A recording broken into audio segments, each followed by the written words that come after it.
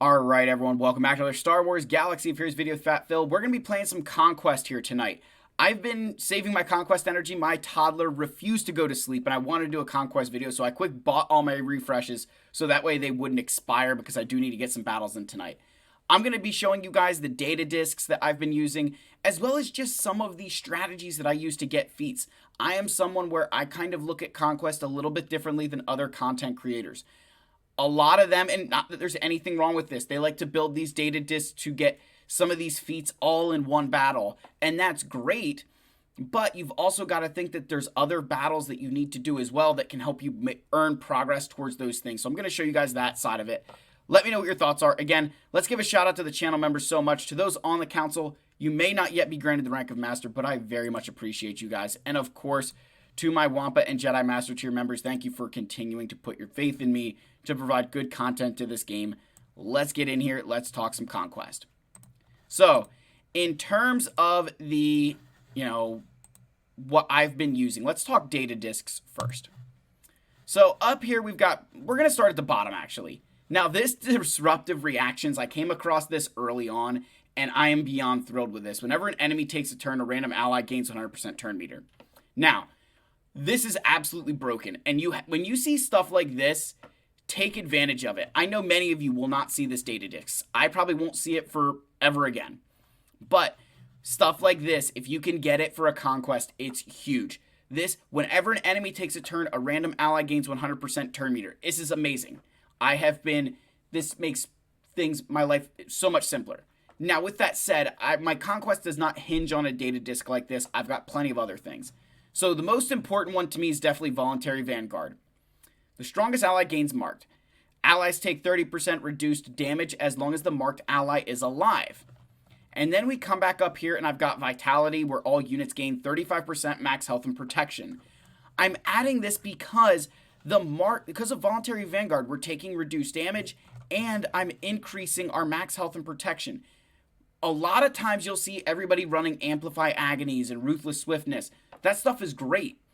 But that's assuming you get to take turns and that your characters don't fold like cheap patio furniture if they're not up to gear levels. So, surviving is important.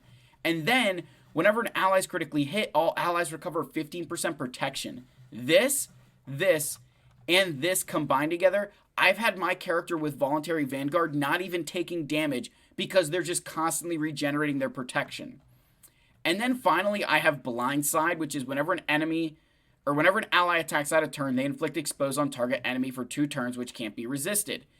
This has been so good, especially for some of those low gear teams like my Ewoks and light side Mandalorians that you guys will see, that I've been taking really good advantage of this. So, let's talk about that here, right? So we got that out of the way, we're good to go. Now let's go into Sector 1, because let's talk about global feats here actually. So my global feats, again, challenge path is easy. But light side Mandalorians, Rebels, Ewoks, and then finally the winning with the First Order, and even 100 enemies with Veers and Piet, right? A lot of stuff in here. With these feats, you need to develop a plan. You need to plan out how you're going to get these feats. You can't just go in willy-nilly. You got to come up with a plan. So here's what I ended up doing. If I can get into Sector 1, that would be very nice. So I tried my light side Mandalorians on these treasure nodes. So the first goal, right, whenever you're playing through Conquest, so you got your global feats. Let me start here for a second. And then you have your sector feats. Your goal whenever you're doing battles, the first goal in Conquest is just to complete the nodes, right? Just beat these teams. That's the first goal. The first goal is just, hey, complete the team. Your secondary goal should be to make 1 level of progress. 1 level of progress being, I'm going to inflict 500 stacks of damage over time with my Lord Vader team, let's say. Right? That's going to be my goal, is do that. Okay. Now I'm completing a node and I'm making progress towards this feat here. Right? That is 1 level. Hey, if I do a full squad of resistance characters, I can inflict damage over time with Resistance Hero Poe. So there I'm working on 2 feats at once. So you kind of figure out how you can get as many feats done as you can. So that's 2 levels of progress. So you want to at least aim for 1 at all times between your globals and your sectors and getting those things done. Another big thing is trying to get as much of your like here winning 14 battles with resistance characters, try and get as many of those done leading up to the Padme node, so that way you can move into the next sector. Because, again, it is very, very important. Again, the most important thing is just completing nodes, but we've got to get through some of these other things as well. Then, if you need to farm feats, doing them on the treasure nodes is definitely best practice, but if you can't get those done, just getting them done is the most important thing. So I'm going to show you guys how I've been doing my light side Mandalorians here. So we're going to go ahead and grab our... Actually, let's go to just selecting squads here. So I created a list of squads for my Conquest Globals. So every day I'm doing 4 battles with this squad. Right? I do 4 battles with this squad times 10 days will get me 40 battles. Rebels is a joke. I could build 5 different Rebel teams. I'm not too concerned about getting this feat. It's going to be super easy. I try to do 2 battles with my Ewoks every single day. Again, over 10 days, that will get me the full length of the way. Same thing with my light side Mandalorians, 2 by 10 every single day, gets me the 20 battles I need. And then finally, I'll show you guys the Sector 2 Mothma trick here that I've been using. So, let's pick up our light side Mandalorians here. And again, because my armor is super low gear, teams with heavy AoE damage crush her. So I use this team here. And again, with that data disc, where I gain 100% turn meter whenever an enemy takes a turn, is super, super important to this. Watch this. So now, look, Bo-Katan takes a turn. I'm actually going to hold this because if Rex is going to get a turn here, and he would cleanse off, and I need to get the days back. So again, we're just going to keep doing this stuff here. And hopefully we can get Bo-Katan a turn again. That would be nice. All right, so we got armor to attack out of turn. Watch this. Look. See that expose there? That is awesome. I love getting that expose. So I give Beskar on the character with marked, right? Because they don't have strong AoE attacks here. So then I'll just eat through their 5s here. As long as my Bo-Katan takes a turn soon, because they're gaining tons of turn meter from this. Come on. There we go. Okay, there goes 5s. All right, we got armor coming in here. Okay. There we go. Good counterattack on Rex. And there goes Rex. And now I can auto. The big threat there is Rex's aerial advantage. The reason I'm doing it on this node is this is just the one node that I can survive the AoEs with armor. So it's definitely a trade-off for me, but we're going to get it done. Again, it's a pretty simple... I won't say it's a pretty simple node, because there is some ambiguity here. I was doing this without the 100% turn meter. It just takes a little bit more setup than that. But yeah, that's Mandalorians. Now, my Ewoks can actually win on this node against the Bad Batch, which is surprising. But this Bad Batch node is not nearly as juiced as you would think. So we're going to use the Ewoks here. And as you guys saw, those exposes from Blindside really playing a big role here. So now, watch, we're just going to go ahead and I'm going to call Wicket to assist. And if you notice, Nisa is dealing damage over time. So Nisa dealing damage over time is working towards that sector feat. So getting through this is not nearly as hard as you would think. It's not just Lord Vader. You could be using a character like Nisa to really good effect here. Oops, targeting the wrong person. Doesn't really matter. Let's hit all those exposes. There goes Wrecker. Goodbye. All right, and let's call you to assist. Again, you guys see, we're working through this. See, with my Ewoks now, again, my Nisa is relic levels, but with Blindside, you're really dealing a lot more damage. Amplify Agony would do the same thing. The one thing with Amplify Agony that you're going to have to keep in mind is you would be missing out on some of these damage over times. So if I can inflict even, you got to inflict, what, 500 of them? If I can get, say, 200 or 300 with these Ewoks every single, if I can get a couple of them every single fight, I got to do this 20 times. So if I farm this node 20 times and I can get, say, 30 damage over times from Nisa every single time, or, around that number, I'm going to be doing really, really well. So, again, you just got to figure out what's going to work best for you. So, again, kind of working through here, and there she goes. Boom, done. Ewoks, easy money there.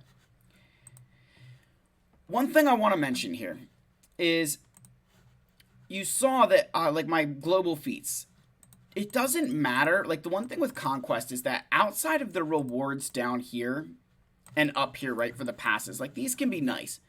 But if you get the red crate on day 1 or you get the red crate on day 14, it doesn't change how many rewards you get, right? It doesn't change. It might change the timing of some of the stuff, but it doesn't change the rewards you get. Like, you're not going to get these shards the minute you hit that crate.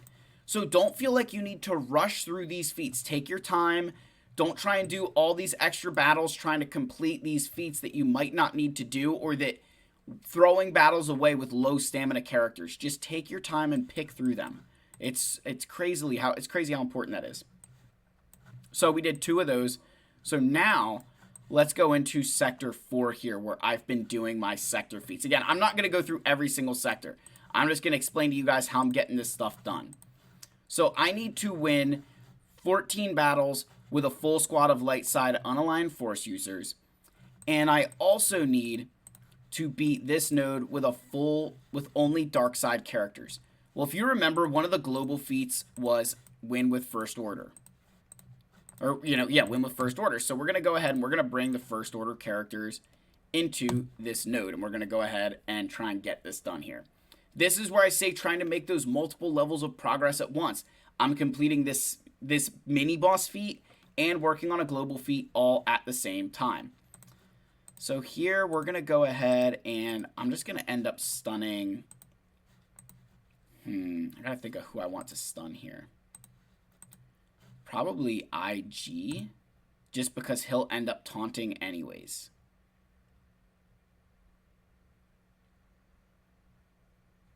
Okay, let's cleanse up all these debuffs. That'll work. Okay, we can go ahead and re-swipe. And thankfully, enemies defeated by Supreme Leader Kylo Ren can't be revived. Okay, let's get rid of Dash Rendar now. There we go. And then we can go ahead and you guys see, look at the exposes doing work here, right? Boom, there goes Vandor, goodbye. Hondo doing his thing, that's fine. We're just going to we'll eventually get him down here. Because you can't avoid that, which means now all of our attacks won't miss. So we'll go ahead and swipe away. We'll stun you again. And then we'll go ahead, hit this up, and stun one more time. Gotta win with first order, working towards that global feat, and got the mini-boss feat. So, again, that was a really good example that I hope you guys see, where you're trying to get those feats done using the resources that you have. When you can do stuff like that, oh, it's solid, right? That's a win-win situation all the way around. Now, I also need to win with light side unaligned force users. So this has been the team that I've been using for this, which is just like, I've been going real OP because why not? So we go with Rey. I skip JTR. We go to Ben Solo, get Seer, and we bring Baby Cal. And yeah, I'll only do this battle once. It does take a while with Geonosians because of all their attacks out of turn. But yeah, we just kind of do this. And you just wait around. And eventually you win. Because like you're going to stack so much mastery. Everybody's going to gain stuff. And it just, yeah, it's funny. Okay, there we go. We're going to keep moving along here. And you see we're taking turns because of that data disk, right? So we're gaining this turn meter because of that data disk. I would like it if I could cleanse Rey off here.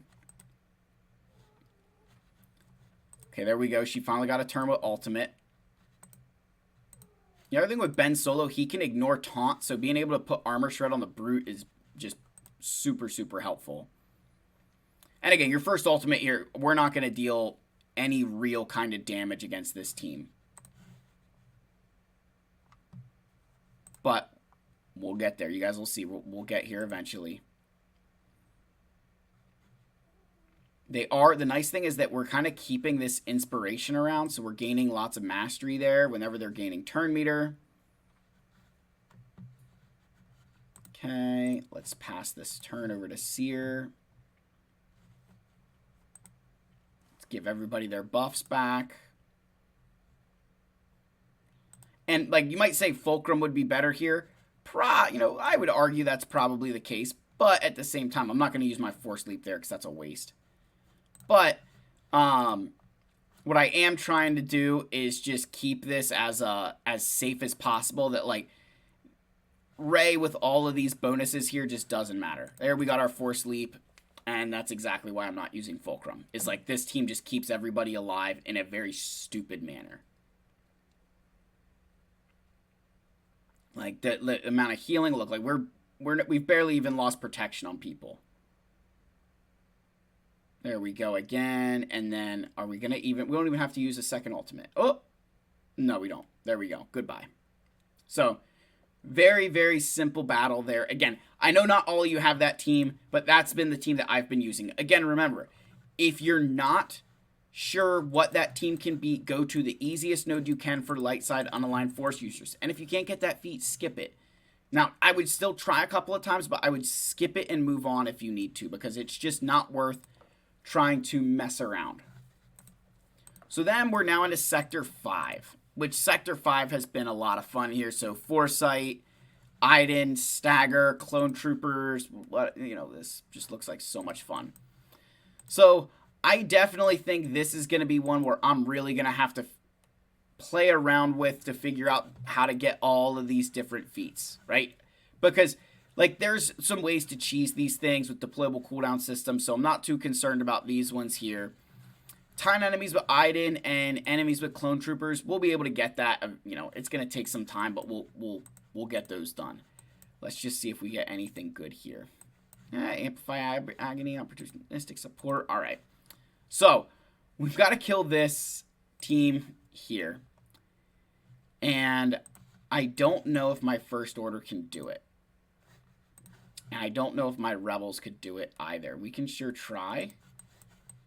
But I don't know if my Rebels can either. I think I might just use Galactic Republic here to get through this. This is one of those teams I definitely don't like. We'll try the First Order just for good measure. And then, actually, you know what? Instead of doing this, I'm not going to bore you guys with this one. Let me talk about how I was getting my kills with, so in Sector 2 here, there's this defeat 50 enemies with Empire units. And then if you remember the global feat of, hey, we need to get kills with, Piet and Veers. Well, if you do your Imperial Troopers here, and you bring in, I don't know, these guys here, bring in, like, even Range Trooper, Gideon, and then call it, like, Stormtrooper, I don't know, something like this. If you can keep Scarith Rebel Pathfinder and Sharut alive at the same time, whenever you critically hit him, he's going to gain heal over time, so he's going to constantly revive. That's how I spammed my 50 Empire kills and how I got so many of my Veers and Piet kills just spamming this node. I know people will show you other ways to do this in different battles, but remember, down here, you've got to get 50 enemies with Empire units anyway. So, doing this while working on your global feat is massive, right? That's saving you energy. That's saving you time that, hey, I'm going to kill two birds with one stone. So, again, just kind of look for opportunities like that in this Conquest. Overall, this Conquest is definitely a grind, right? I mean, as you guys are seeing, it's a grind. It's a lot of battles with a lot of different teams. It's not the most fun thing to do in the game. It's definitely something that you're just getting through it because you have to do it kind of thing. But anyway, guys, I just wanted to share a few of the things that I've been doing in this Conquest. Let me know your thoughts. Like, subscribe, comment. I love all you. May the Force be with you. And I will see you guys in the next video. Cheers.